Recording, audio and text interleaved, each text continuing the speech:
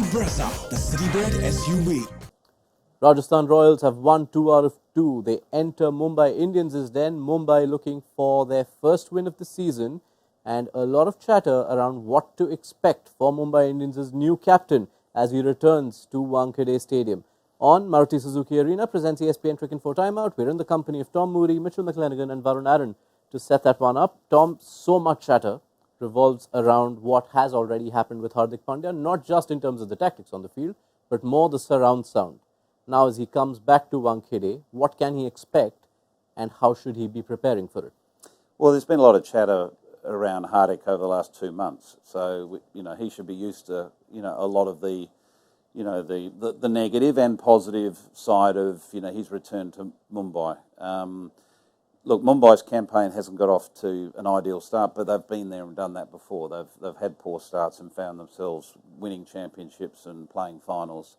From Hardik's perspective, he just needs to shut out that noise and focus on his role as a cricketer, as a genuine all-rounder and a leader of that group. The most important thing is that dressing room.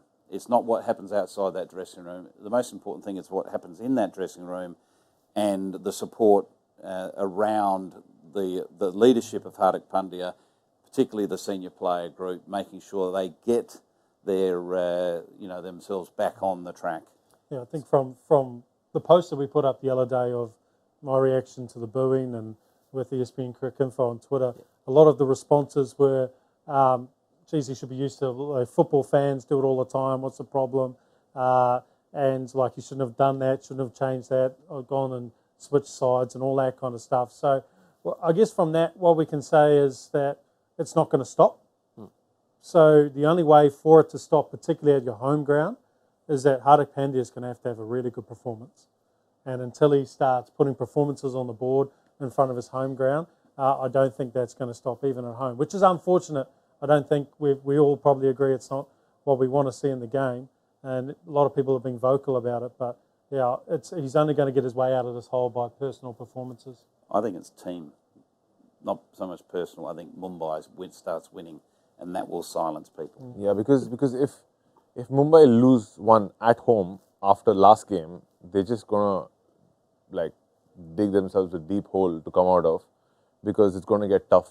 And people expected Hardik to be the change in Mumbai's fortunes, but it's actually been the opposite. And look, he's had great success as a captain at GT.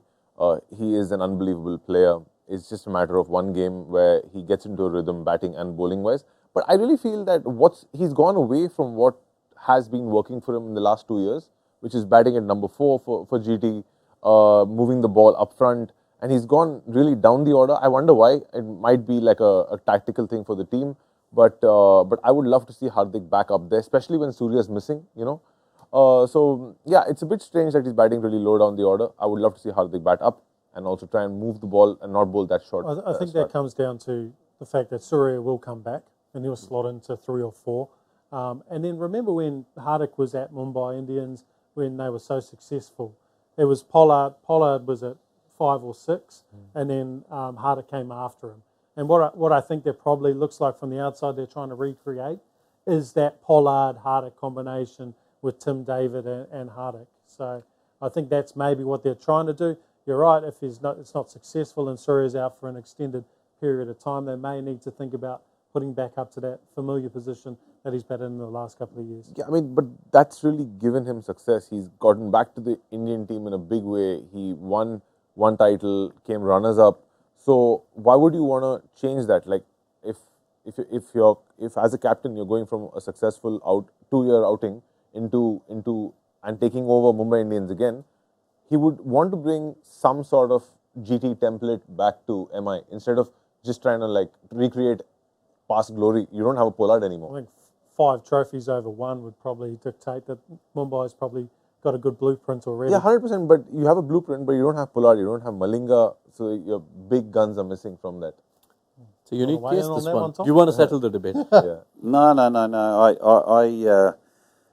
I understand both arguments. I think there's good merit in both arguments. End of the day, To me, it's about Mumbai starting to get back to winning ways, and a lot of these debates won't even be had. Simple as that. One of the tactical debates that might be had in the Mumbai camp is the bowling combination. It was the toughest possible initiation for young Quena Mapaka in that high-scoring game. He played because Luke Wood, we were told, had a niggle. If everyone's fit and available, does Luke Wood slot back in, or would you even consider someone like Nuwan Tushara, who's part of the squad? Luke Wood goes straight back in. He was the preferred choice to begin with. If it's a niggle, that sort of tells you it's only a 2-3 day, maybe 4 day layoff to get on top of that niggle. I think at 1caddy 2, the ball can swing there, and he's a genuine wicket taker up front. The usage of him is really important. We saw in the first game he was, his entry points from a bowling perspective were totally out of sync to where his strength is. He needs to bowl minimum 2 overs in that power play, and if he's actually bowling well, you can get 3 out of him. So it's a bit like a Trent Bolt, not quite at that standard that Trent Bolt has operated for the last decade, but similar. Swing the ball in, he'll challenge the front pad of the right-hander, and he should take advantage of those conditions at 1caddy. Agreed? Yeah, can't disagree with that. Yeah, I think it's a really good point. And you saw that Mumbai went with Mapaka at the start, bowled the first over, so there's no reason that if Luke Wood comes back into the side, he won't take the first over. Yeah, I mean, if Luke Wood's fit, Luke Wood, obviously. But if he's not fit, I would like to give Mapaka a rest, get Nuwan Tushara in. I think he got a 5 at the Wankhede at the World Cup, right? That was Madhushankar. That was Madhushankar, sorry, mixing up the names. Yeah, but Nuwan Tushara is a really good bowler. He's got a lot of international exposure. Mapaka, 17-year-old, went for a lot of tap the last game.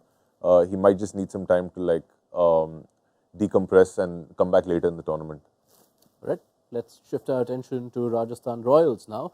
2 wins out of 2, got to bat first and bring in the 6th bowler on both occasions, and they've managed to get these wins despite Jos Buttler making much of an impact. And it's quite curious, Tom, when you look at Butler's numbers, because after starting IPL 2023 with a string of good scores in the first few games, his form tapered off, and ever since, it's almost like there's one Buttler who's played matches in India, be it the IPL or the ODI World Cup, and there's a completely different Buttler who's continued to do Buttler things in the rest of the world. What explains it?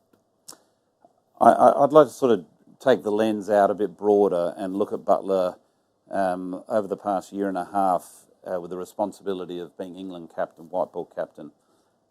Their success has gone sideways from what we have seen ever since Owen Morgan took over the leadership of the England white ball setup. They've had a strong campaign. They sort of rebranded their white ball cricket, and they've had great success. I think the confidence has been knocked out of Jos Buttler to a certain extent around the inconsistency that's happening and the cloud that's over the top of the white ball game in England at the moment. And I think we're seeing the evidence of that with Jos Buttler, the batter, at the moment. If there's any venue in this country where Jos Buttler is going to recapture what we know he's capable of doing, because we're talking about one of the greats, one of the white ball greats in Jos Buttler. You only have to look at his numbers; they're quite extraordinary. 1caddy is the place that he can turn it on and turn his whole campaign, around, and also, continue this juggernaut of Rajasthan Royals. I know it's only early, but they're looking very good. And it's a lot of good memories, actually, as Tom points out. Had some games with MI back in 2017. I remember an iconic knock for Rajasthan against MI in 2018. And then there was the 2022 season, which was played almost entirely in Mumbai. And we all remember what Jos Buttler did there. You reckon he'll set these numbers straight? Yeah, he's done well at Wankhede in the past. Like Tom alluded to, he's a class player. Quite often he can get off to a slower start in the IPL, and maybe just getting into a setup where he's away from that noise, like you say, with England, and he can get into consistent training. He's got a great partner at the other end in terms of Jaiswal. So I think once that combination really starts to click, I think he'll go well for the rest of the tournament. Is it going to be a Wankhede this game? Well, the positive thing is that Mumbai is running low on confidence. If he can negate Bumrah, then he's in with the sniff. He'll get a few bad deliveries if Mumbai gets off to a bad start with the ball. Yeah, his partner himself has happy memories. Yashasvi Jaiswal last season at Wankhede made 124 of 62. You'd almost think that if Jaiswal does get off to the flyer, which he tends to, it eases it up a bit for Butler. Butler doesn't need anybody to ease anything for him. All right, Butler is, like Tom said, one of the white ball greats. He loves the move. He loves the the Wankhede Stadium and the Chinnaswamy Stadium as well, actually, because Most stadiums. yeah, most stadiums, because he's just like he loves bounce on a wicket. You know, like if you see the wickets he bats on which have less bounce, he kind of struggles there. But when there's bounce, he just loves bouncing the wicket. Small ground. The Wankhede is just not going to suit Butler, but everybody in the Rajasthan Royals lineup. Sanju Samson, he always does well there. Jaiswal, it's his home ground. He's grown up playing cricket there. And Josh Butler loves it there. So it's going to be a really exciting match. Bumrah is going to be key. If Bumrah doesn't fire, we're going to see some fireworks. It's a great place for most people, is the Wankhede. Mumbai Indians are going to hope they're kind to Hardik Pandya when he steps out for the first time as Mumbai Indians captain against Rajasthan Royals. Be sure to join the build-up on Maruti Suzuki Arena presents ESPNcricinfo Timeout just before toss time on Monday evening.